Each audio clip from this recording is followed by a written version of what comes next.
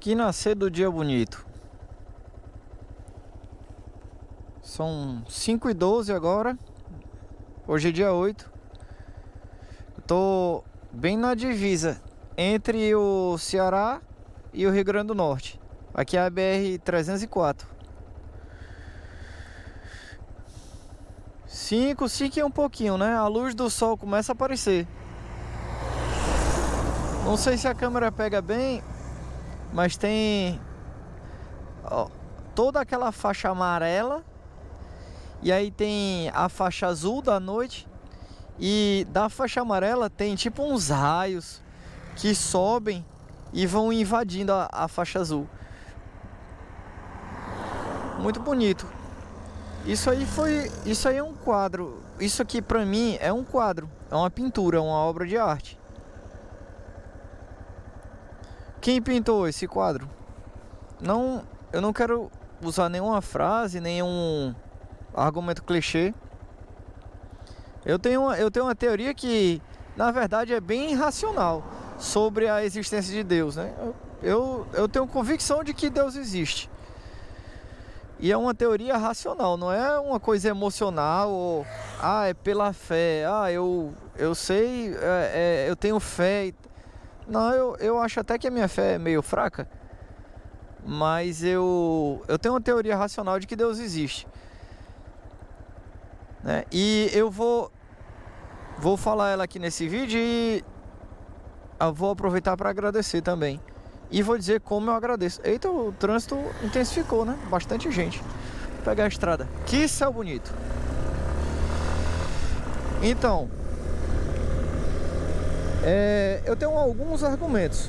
Eles isoladamente talvez não sejam muito convincentes, mas a conjuntura dos argumentos para mim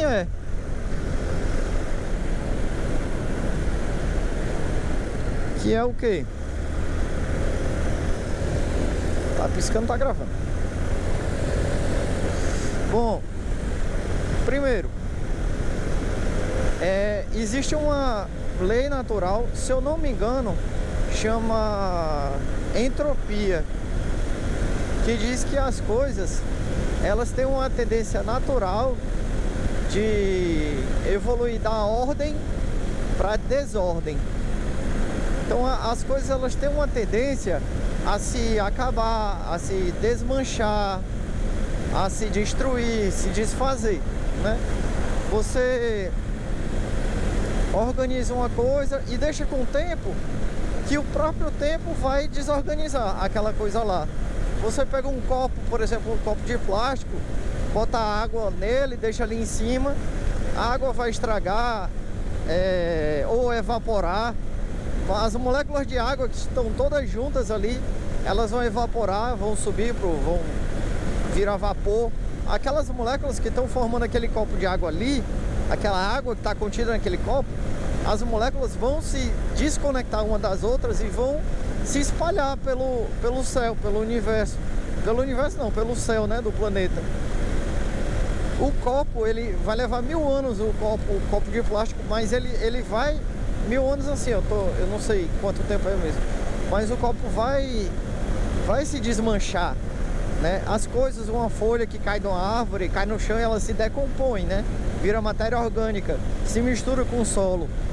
E aí vem um animal, vem uma raiz, ou vem um fungo, vem sei lá, uma planta e puxa aquilo ali como nutriente para poder crescer, né?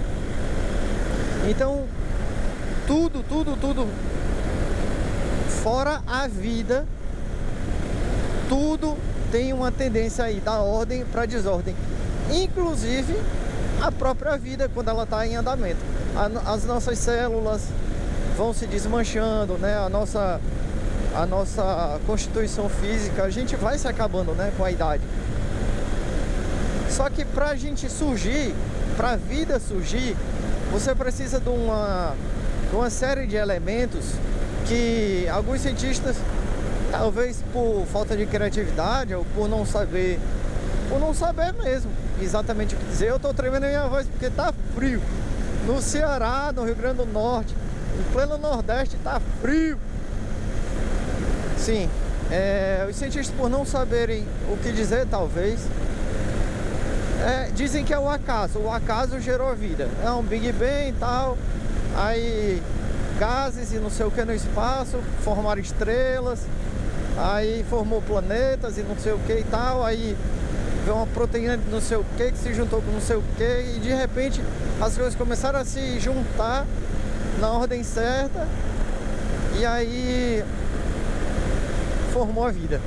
Formou primeiro uma ameba, sei lá, um ser monocelular, e depois virou um ser pluricelular, aí depois foi evoluindo, aí virou um girino, aí um peixe, aí um réptil, aí uma galinha, aí um mamífero, sei lá, aí depois virou um primata, um ser humano.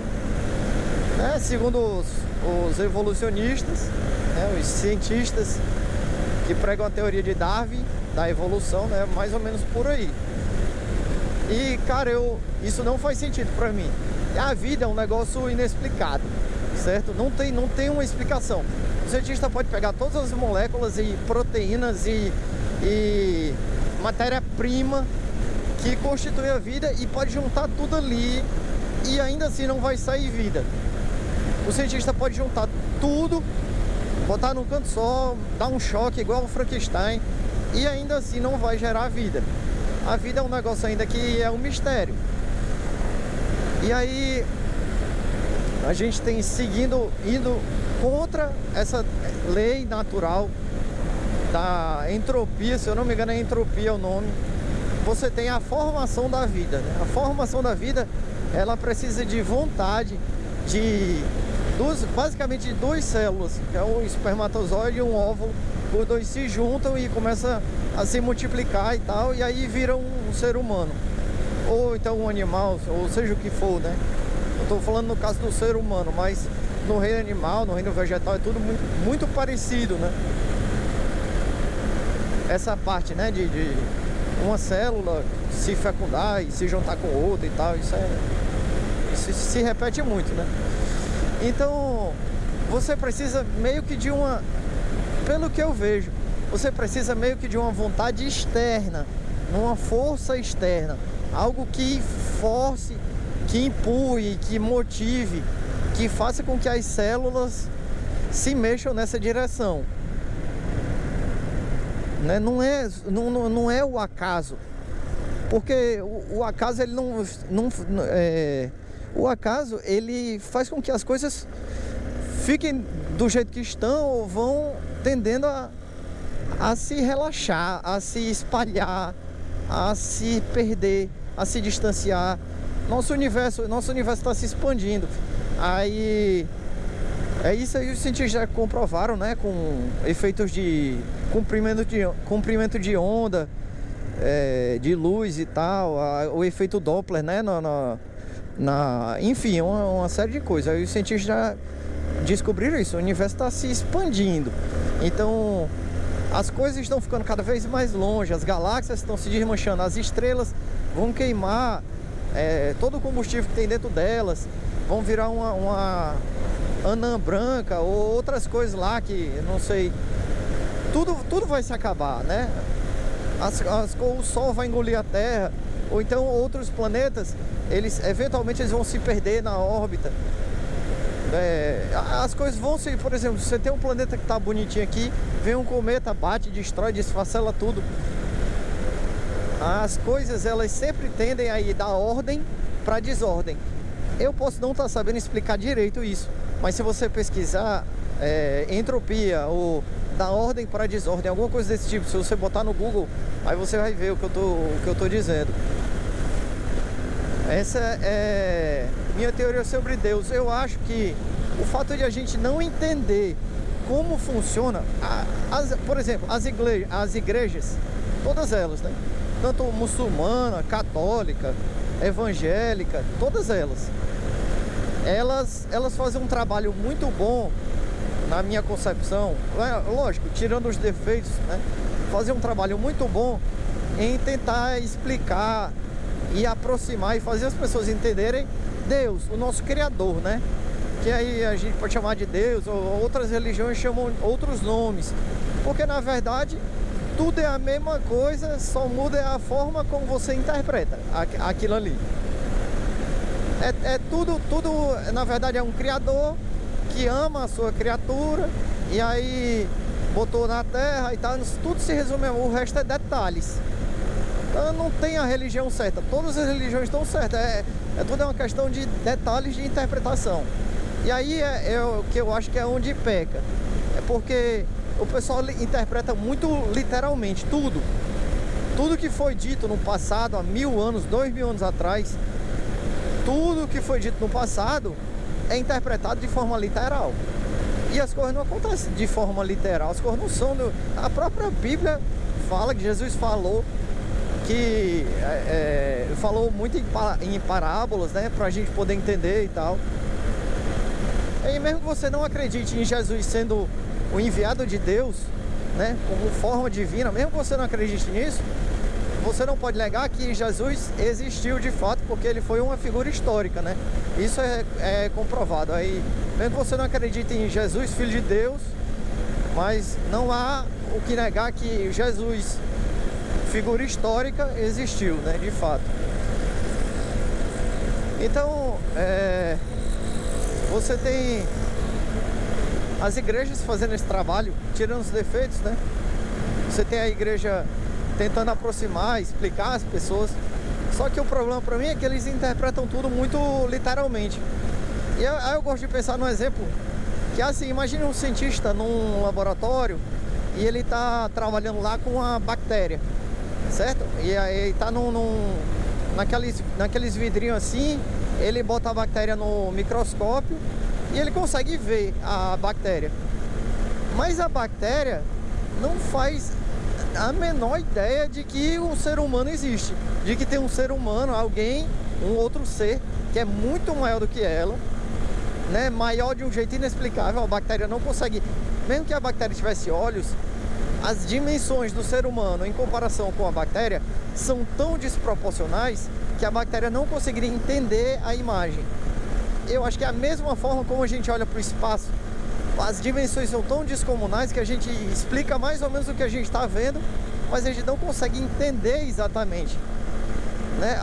As dimensões, uma ameba não sabe da existência do humano. E o cientista do laboratório, no exemplo que eu estava dando, ele consegue modificar o ambiente da bactéria, né? E sei lá, e botar ela em outro canto, ou botar alguma coisa para ela se alimentar, ou botar uma outra bactéria lá para ela poder se reproduzir, né?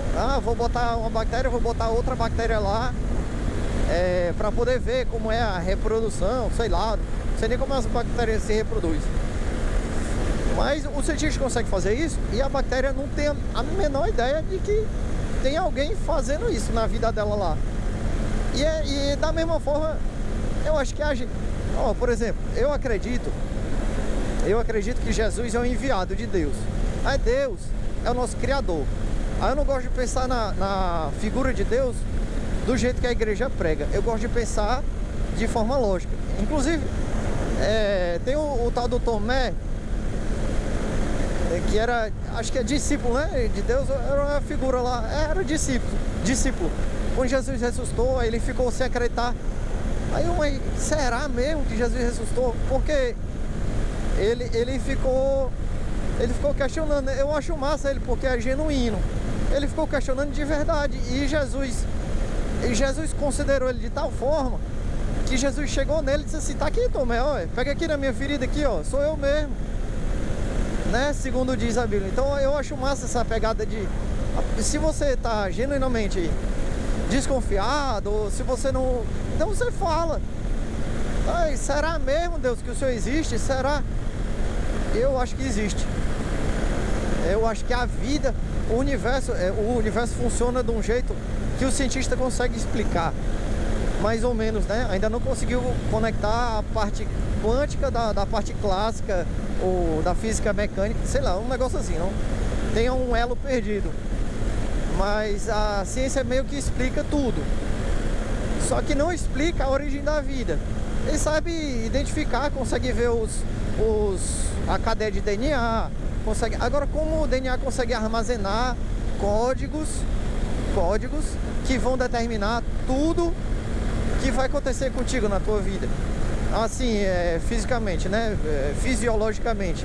O DNA identifica tudo. Até no DNA, até mesmo uma programação errada é capaz de definir a probabilidade de tu pegar uma doença. Então, tem lá, é um código. Como é que essa porra se forma? Não é um acaso. As coisas não se juntam e se agrupam e aí vão formar uma vida. Não é assim. Precisa de uma força externa. E é uma força externa que nós não conseguimos compreender, porque ela é muito maior do que nós. Não só em tamanho, mas é muito maior em tudo, em significado, é muito maior em tudo. A gente não consegue entender, do mesmo jeito que a ameba não consegue entender, a bactéria lá não consegue entender que tem um cientista olhando para ela naquele momento, inclusive ditando os arredores dela, né? Mudando o ambiente dela, modificando, botando ela em outro canto.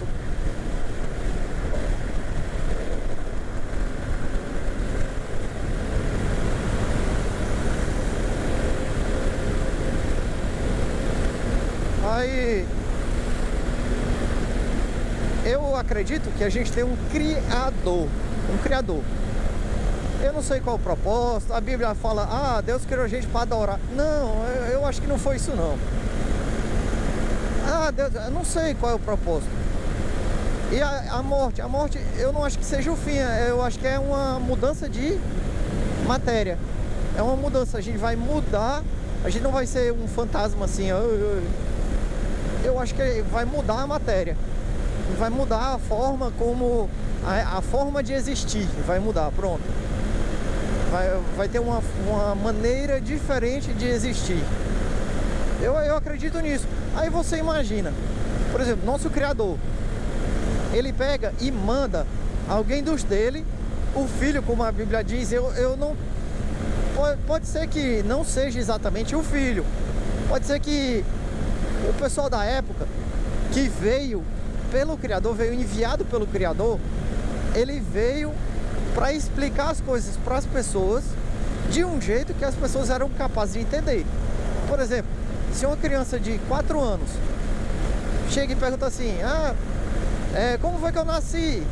Aí você não vai falar literalmente como que um homem ou mulher se relacionaram e tal. Você não vai falar isso literalmente com uma criança de 4 anos.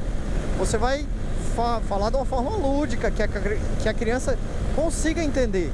Vai dizer que papai colocou uma sementinha na barriga da mamãe, aí essa sementinha cresceu, aí virou você. Você saiu de dentro da mamãe, aí cresceu, pronto.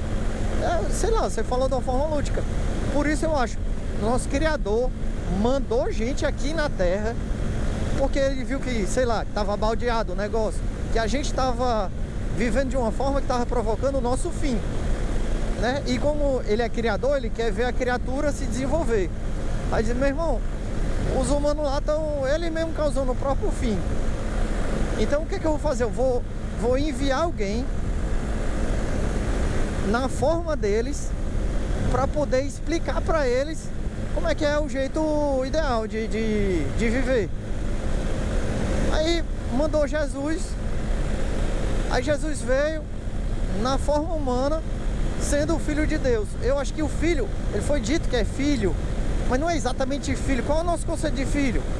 Né? É o que nasceu de alguém, né? Literalmente, nasceu de alguém, é o filho.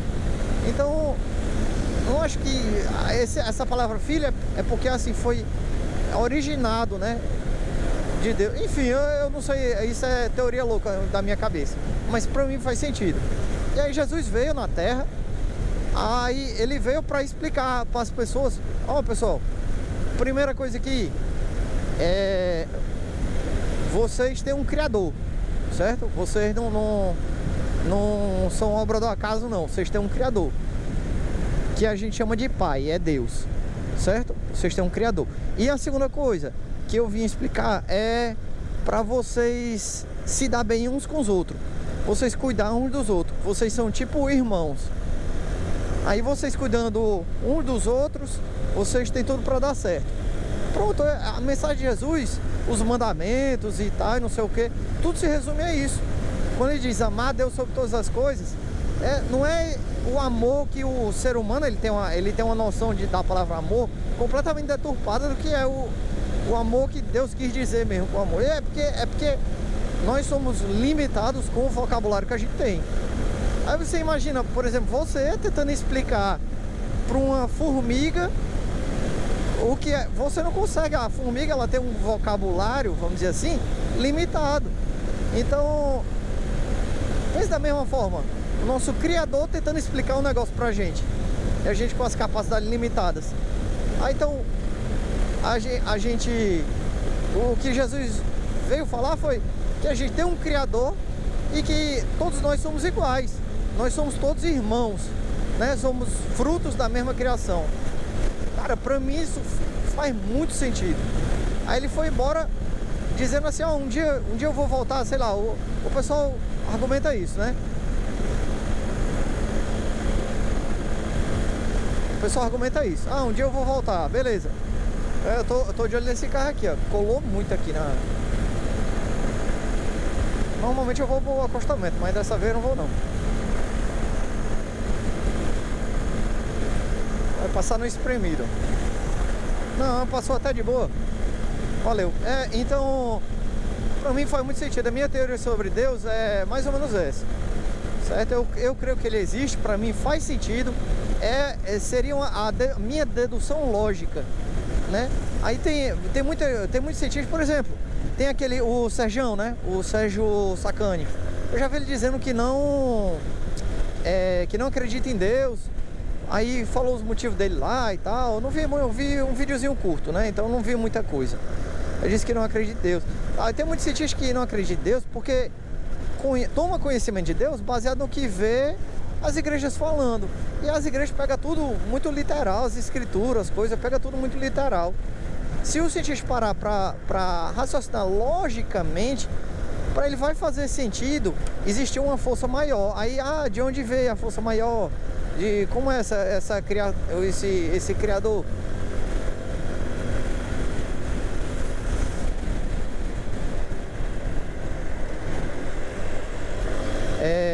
Aí pronto, aí a gente não sabe. Mas é muito mais fácil você ter uma força volitiva do que o acaso.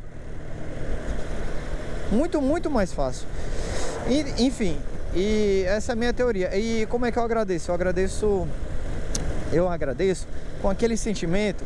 Sabe quando você tá fazendo a última prova da recuperação da ré do último mês do ano, e aí você diz assim, caramba, se eu não tirar um 8, eu reprovo, eu vou repetir de ano. Puta, não posso passar por isso, repetir de ano e tal. Aí chega a nota, aí é um 8 cravado. Aí você diz, caramba, ainda bem que eu tirei um 8. Sabe aquela sensação de alívio? Pronto, pra mim a gratidão é uma sensação parecida com essa sensação de alívio. Essas duas frases, ainda bem... Não, é uma frase. Ainda bem que eu tenho tal coisa. São duas, porque eu digo, ainda bem que aí X. E já pensou se eu não tivesse, ou se não existisse X? Por exemplo, eu vou dizer, com relação a bem material, mas não necessariamente é bem material. Eu penso, e eu tenho o sentimento de gratidão quando eu faço essa reflexão. Eu olho, por exemplo, para a moto aqui e eu digo assim, caramba, ainda bem que eu tenho essa Lander. Se eu não tivesse a Lander, eu ia estar sofrendo com a Factorzinha, fazendo essas viagens. E eu digo, ainda bem que eu tenho a Factorzinha, porque se eu não tivesse a Factorzinha, eu ia ter que estar fazendo essas viagens de ônibus.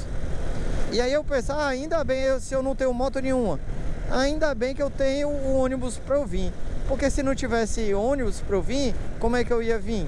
Entendeu? Então a reflexão que eu faço é basicamente essa. Ainda bem que, e se isso não fosse verdade, aí eu diria a condição. Por exemplo, ainda bem que eu tenho saúde. Se eu não tivesse saúde, já pensou como é que eu ia estar aqui? Em cima dessa moto, pilotando, andando mais de 200 km, né? Aí vamos supor, eu não tenho saúde, mas ainda bem que eu tô vivo. Porque se eu não tivesse vivo, já pensou, eu ia estar tipo dormindo, não ia saber nem que eu existo. Então, sempre tem motivo pra gente agradecer.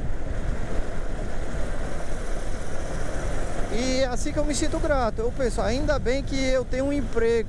Se eu não tivesse um emprego, como é que eu ia pagar minhas contas? Tá entendendo? Sempre tem um motivo pra agradecer. Cadê o fotossensor? Já passou? Pois é. Essa é a minha teoria sobre Deus e essa é a forma que eu agradeço. Então eu agradeço a Deus, eu agradeço por tudo, né? Ainda bem que eu tenho saúde, ainda bem que eu tenho emprego, ainda bem que eu tô casado com uma boa esposa, né? Ainda bem que eu tenho olhos para ver essa belíssima paisagem, esse belíssimo nascer do sol. Ainda bem que eu tenho condições, né, psicológicas e físicas para estar aqui vivenciando esse amanhecer e sentindo o vento, tendo a experiência de andar de moto e sentindo essa sensação maravilhosa e subindo aqui esse viaduto aqui, ó, como se eu estivesse decolando, né? Ainda bem, graças a Deus.